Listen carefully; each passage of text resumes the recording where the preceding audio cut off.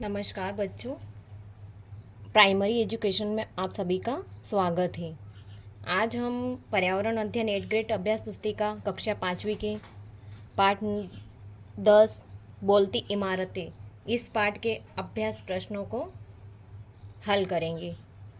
इससे पहले कि हम पाठ शुरू करते हैं बच्चों, आप सभी से निवेदन है कि हमारे चैनल को लाइक सब्सक्राइब कर लें और प्लीज़ बेल आइकन को प्रेस कर लें, जिससे कि आने वाले वीडियो के नोटिफिकेशन आपको समय समय पर मिलते रहे। अब हम पाठ शुरू करने से पहले इसकी भूमिका को अच्छे से समझ लेते हैं, जिससे कि हमको प्रश्नों को उत्तर देने में आसानी हो।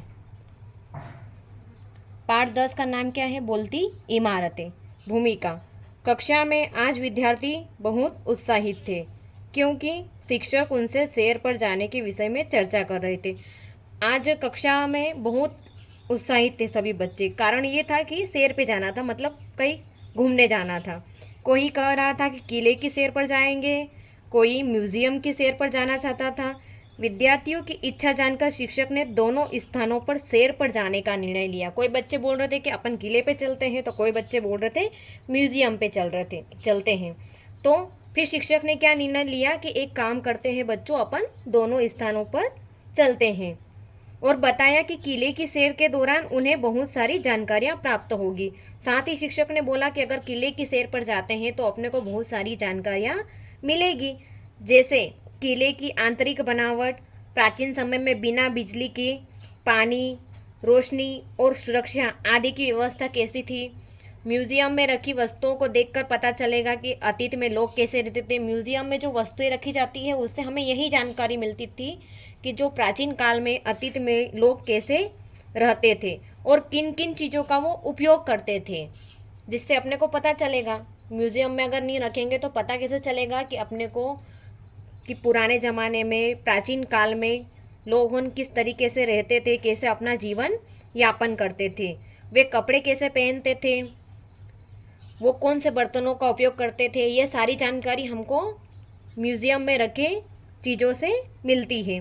दूसरे दिन विद्यार्थियों ने अपने शिक्षकों के साथ किले और म्यूज़ियम की सैर की और उन्हें समझ आया कि ये सब चीज़ें संभाल कर नहीं रखी होती तो हम अतीत के बारे में कुछ कैसे जान पाते हैं।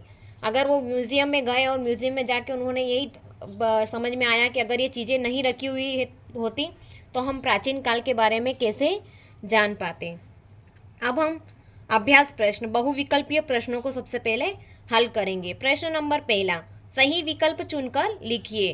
अ, सार्वजनिक संपत्ति की सुरक्षा की जिम्मेदारी किसकी होती? सार्वजनिक जो संपत्ति होती है उसकी सुरक्षा की जिम्मेदारी ग्राम पंचायत की, प्रशासन की, हम सब की या चौकीदार की। तो इसमें किसी एक की जिम्मेदारी नहीं होती है, यह जिम्मेदारी हम सभी लोगों की होती है। तो उत्तर ऑप्शन नंबर 2, हम सबकी। ब, राखी ने अपने घर का नक्शा बनाने में चिन्ह का उपयोग किया। कौन से चिन्ह का उपयोग किया घर का नक्शा बनाने में? 1, सड़क के लिए,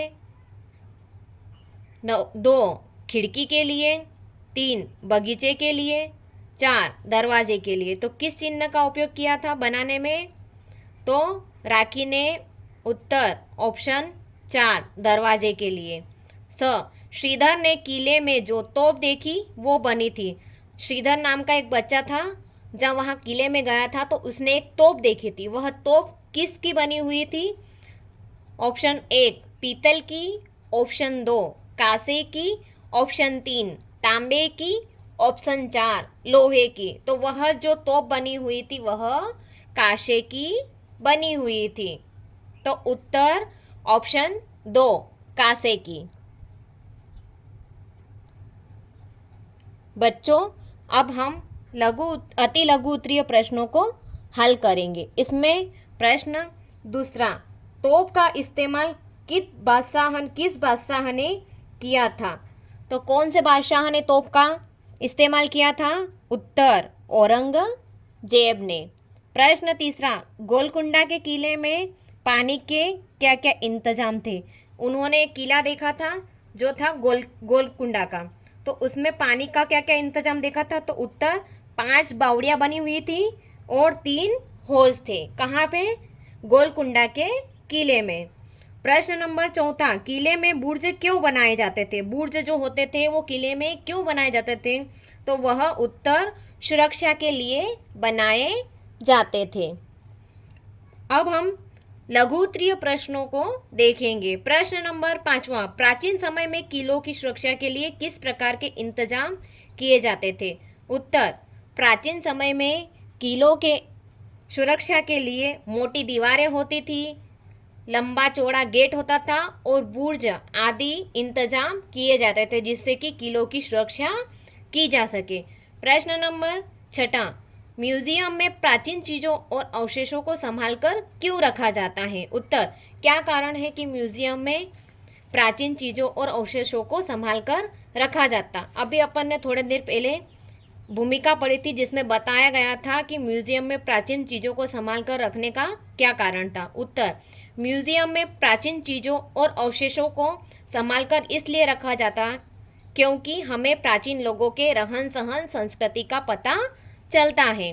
प्रश्न 7, उन चीज़ों के नाम लिखिए जो हमें अतीत के बारे में जानने में मदद करती है। कौन कौन सी चीज़ें हैं जिससे हमें अतीत के बारे में पता चलता है? तो उत्तर बर्तन, जेवर, हथियार, कपड़े और पेंटिंग, इन सभी चीज़ों से हमें अतीत के बारे में जानकारी मिलती है और यह सारी चीज़ें कहाँ रखी जाती है? म्यूजियम में रखी हुई है। प्रश्न 8, ऐतिहासिक स्थलों का भ्रमण करते रखी हुई है। प्रश्न 8, ऐतिहासिक स्थलों का भ्रमण करते समय वहाँ कौन कौन से कार्य करने की मनाही होती है? उत्तर ऐतिहासिक स्थलों का भ्रमण करते समय वहाँ दीवार पर लिखने की मनाही होती है। अब हम दीर्घ उत्तरीय प्रश्नों का उत्तर देखेंगे। प्रश्न 9, प्राचीन और वर्तमान समय की इमारतें घरों में क्या अंतर दिखाई देता है? उत्तर प्राचीन समय की इमारतों में बिना बिजली के पानी, रोशनी और सुरक्षा की व्यवस्था थी और वर्तमान समय में घरों में पर्याप्त बिजली और पानी की व्यवस्था है। प्रश्न नंबर 10, किलों को बोलती इमारतें कहना आपको क्यों अच्छा लगता है? विस्तार से उत्तर लिखिए। दोस्तों, इस प्रश्न का उत्तर आप कमेंट बॉक्स में दें।